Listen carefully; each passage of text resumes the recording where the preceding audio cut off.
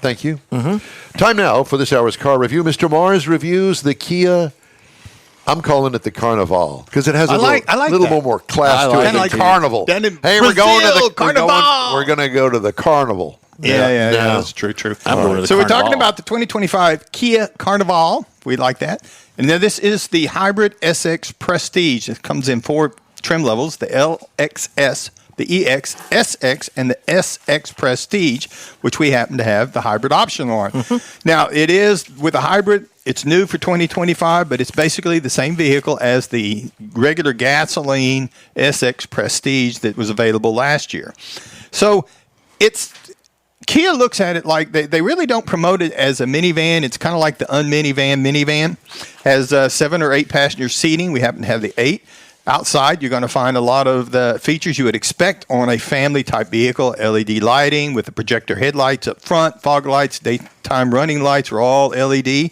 Heated side mirrors, had dual power sunroofs, had a smart power liftgate. The side doors, they will open and close just like on what you would see on a regular minivan. We were rolling on some 19-inch black alloy wheels, which were the optional wheels, the upgrade, but there's no spare, which I thought was rather strange for a family-oriented vehicle. It has a tire mobility kit instead of a spare tire. Wow. Pump? Like a pump? Yeah. Oh, gotcha. Now, inside, you're going to see that we had the upgraded leather seating. We had, and it's much like a minivan. Whether they don't particularly want to market it as a minivan, it is a minivan. It's got easy in and out, got a lot of space in it for people and things to put, place of storage compartments to put little things. The front seats are heated and ventilated. The second row is a kind of a bench type thing, but it's a 40-20-40, and the centerpiece looks kind of like a console, but it's actually a separate seat, and that's how you get your 8-passenger seating with that seating arrangement. So it folds down like an armrest? Yes, and it'll actually slide forward and backwards, just like what the seats do. Actually, it comes out. I took it out one day accidentally. It has a 12.3-inch panoramic display up in the dash, and this is where you're going to find your nav, your control, your convenience controls, and your rear view camera. Now, it also had the interior camera and talk intercom to the rear seat, so you can kind of focus in on the passengers in the back and actually have an intercom to make it a little bit easier to talk to them if things are noisy. Has the heads-up display, which is a nice thing to have whenever you've got all this stuff going on. Rear passenger video and talk that I just mentioned makes it a little bit easier to talk to them because it does have USB ports on all 3 rows. So you got a lot of wireless stuff going on with the Android and the Apple. It's got the wireless charger, so it could possibly get in there if you got a family full of kids and stuff in there, so it makes it nice. Second row windows shades, we had that as an option, which first time when I looked out the window, it was kind of like, what? I can't see out the window. And I realized there was a shade there, not used to seeing that. And then we also had the 12-speaker Bose audio system that was really nice. Sounded really nice in this vehicle. Now, up under the hood, we had the 1.6-liter turbo that was combined with the hybrid powertrain. Now, this does produce 242 horsepower, 271 pound-feet of torque, front-wheel drive, backed up by a 6-speed automatic transmission. Now, the EPA says you're looking for 34 in the city, Highway 31 combined 33. I got 29.8 across the 455 miles that I drove this vehicle. We had a lot of in-town running around to do. And again, it handles like a minivan with manners. To me, it's more like a little station wagon. Yeah. It's easy to drive. The steering's real responsive. It's got a very nice car-like ride to it. Got nice acceleration because of the electronic components in it in particular. And basically, it's time for a road trip. Get in it and go, and it's got a 10-year, 100,000-mile warranty on this battery and the electronic components. So it's really, really nice. Now, the base model on this price on this vehicle is $40,800. Now, the base trim, because we were at the upper level, $52,600 to start. MSRP, as we had it, was $54,490. So it's right there in the market because the Toyota Sienna hybrid starts at $39,185. The Honda Odyssey hybrid starts at $41,900. And the Chrysler Pacifica hybrid starts a little bit more at $51,000. So they're all right there in that range at the starting price. And then it just kind of depends on how much you want to add to it. But if you're looking for a people mover, a family vehicle, don't worry about it being a minivan. Just look at it like it's a station wagon. And this is definitely one you need to look at. And that's my review of the 2025 Kia Carnival Hybrid SX Prestige. Very, very good. Now, that's the same one that did Don have one recently? I believe so. Yes, he did. Now, that is yours all electric? That was a no. This was a hybrid. Hybrid. Okay. Yeah. And it's not a plug-in hybrid, so it worked really well as far as driving and getting, not having to worry about stopping to charge it. I like it. All right. In-Wheel Time Car Talk Show continues right after this. Pro-Am Auto Accessories has been serving Houston's auto enthusiasts since 1984, providing world-class products for sports cars, European sedans, and American muscle. Pro-Am is known as the place to go to find exclusive and hard-to-find parts and accessories. Pro-Am is one of the very first distributors in the USA for brands such as Recaro, Redline, Momo, Corbo, and Simpson. Located in the heart of Houston's premier retail and service corridor, the Galleria area, Pro-Am's walk-in storefront includes an 8,000-square-foot warehouse, showroom, and installation bays. Pro-Am not only sells parts and accessories, but also offers installation and service. Pro-Am is now reaching a worldwide audience through Pro-Am.com, taking its local reputation to the rest of the world. At Pro-Am Auto, you'll be dealing with a small group of professionals who truly want to help you with your automotive needs. If you don't see what you're looking for on the website, call and Pro-Am will lend you a hand. Pro-Am Auto, 6125 Richmond at Green Ridge in Houston's Galleria area. Call them at 713-781-7755. It's time for the 47th Annual Corvette Chevy Expo in Galveston, Saturday and Sunday, March 15th and 16th at the Galveston Island Convention Center. This premier indoor event features iconic Chevrolets, from classic Camaros to America's sports car Corvette. See over 135 displays, automotive vendors, and unique finds at the expansive swap meet. You'll also see the all-handmade Galveston Craft Show, featuring over 100 local artisans. Be part of this Chevy celebration, March 15th and 16th. For tickets, visit CorvetteChevyExpo.com. Today, and we appreciate your participation in our show. Thank you. Jeff's Car Culture. What are we doing today? Hydrogen fuel cells. Things to know. Are they the future? Are they from Mars? No, the Honda, Toyota. No, I'm not bringing them. Are we doing America? Is America going to do them? America. We'll find out. All but right. There's about 17,000, pardon me, about 17,000 hydrogen-powered vehicles in the U.S. roads right now. All of them are in California.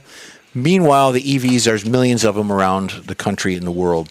While electric cars are getting attention, with major manufacturers focusing on them to be dominant by 2030, hydrogen vehicles remain much in the background. Here's why.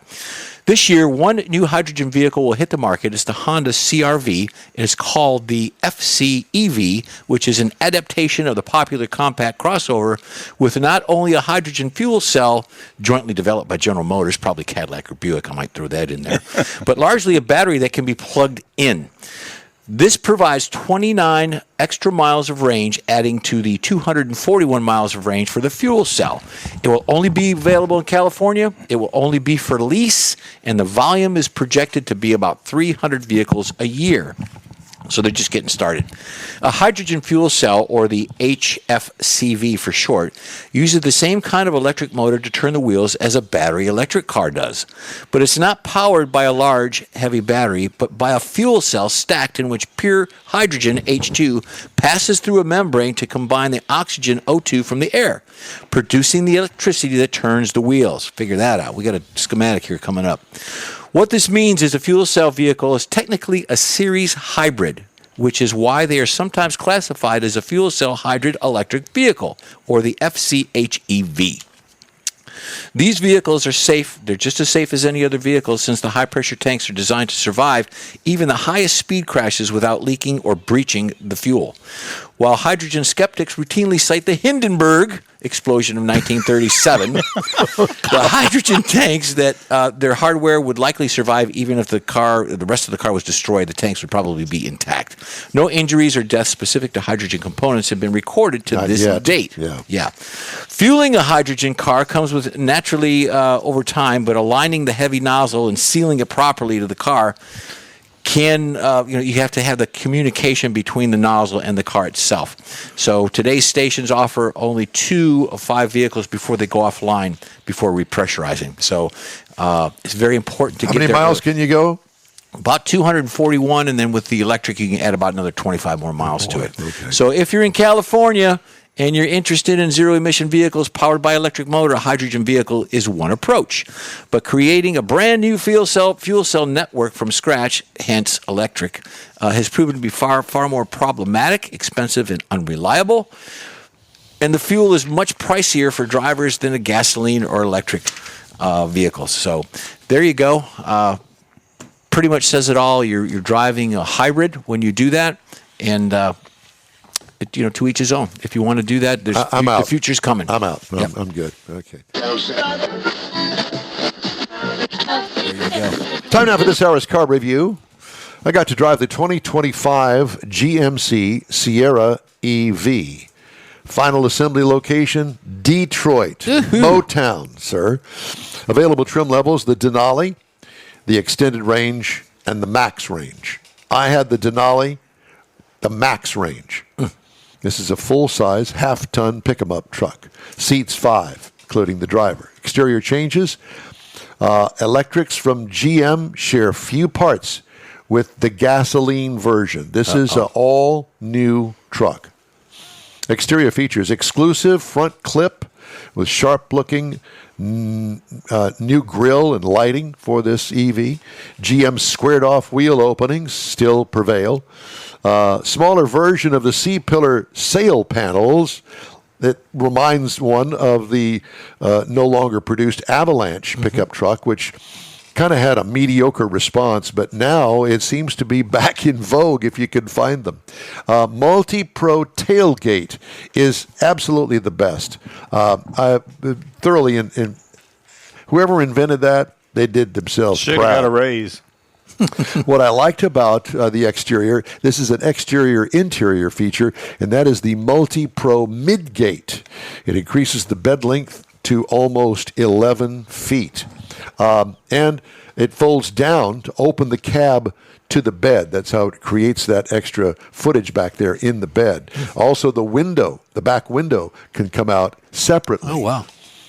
It's just it's a really cool, it's like the Swiss Army knife of trucks. Wow. Yeah, and it's not hard to do. No. Interior highlights, huge Tesla-like vertical infotainment screen. Now, this is different than the Chevrolet version. The Chevrolet is horizontal. This is a vertical, big, tablet-looking screen that's right there above the center console. Loved it. Big, comfortable leather seating with a great pattern in it. Full-time sunroof without a shade. How's that going to work in August and September? Yeah. Well, I was really glad I was really glad it wasn't August or September. But I will tell you this. I would imagine that it doesn't have a shade, well, for several reasons, but I guess that they figured that if it's really beaten down on you, I think that they've got some special glass up there that's very reflective. You'll get the sunlight without the heat. That's my guess. Yep. I didn't test it because it was cloudy. Sounds right. But it really was not obtrusive to me like most sunroofs are. All right. Upscale trim throughout. Don't forget the frunk. I forgot about the frunk. Did you open the frunk? Yes, I did. Did you? What did you do up there? Tried to figure out how to close the frunk. That was an interesting, expression of frustration and guilt, and I felt dumb because you could open it with the button, but it doesn't close with the button. Kept looking for a button all down the sides. So you kind of got to pull it down, and once you get it down there, then it goes. Yeah. I don't know what the deal is with that. What I liked about it, functionality throughout the control surfaces on the interior. Get the salesperson to demonstrate the midgate to you, because unless you look at something of how it works, it can be a little puzzling to get it down. Yeah, you can be a little concerned. Can I put this back together right? Exactly. Yeah. Engine. Well, it has two electric motors that drive all four wheels, so it's a full-time all-wheel drive truck. Horsepower rated up to 760 with 785 pound-feet of torque. Substantial. Direct drive, clearly, so it doesn't have a transmission. Tow rating, 10,000 pounds. Haul rating, 1,500 pounds. what I got as far as mileage is concerned, and you'll have to do the math because I don't know, 2.0 miles per kilowatt hour. I drove it 497.2 miles. What I liked about it, instant power and plenty of it. Absolutely. Even that big heavy vehicle. Did you burn the tires up on that? Did not. It looked like somebody had done that. I didn't do it. But I had it. I did it. All right. Jeff did it. I stole it and did it. I did it. Ride and handling, nice balance between capability and comfort. What could use improvement? I would have liked to have seen an air ride option. Ooh. Base trim price, $98,400. Prices tested, $101,590 without tax. Base model price, $89,900. Competitors, Chevy Silverado EV, $73,100. Ford F-150 Lightning, $47,780, which was surprising to me. Tesla Cybertruck, $60,000, and the Rivian R1T starts at $69,900. There's your review of the 2025 GMC Sierra EV. High marks all around. I liked it. I really liked that it was fairly accurate on the range, I thought. Yeah, it was. A lot of them, it's like you can only do 75% the way I drive. But this one, I was impressed. Hey, if you'd like to get into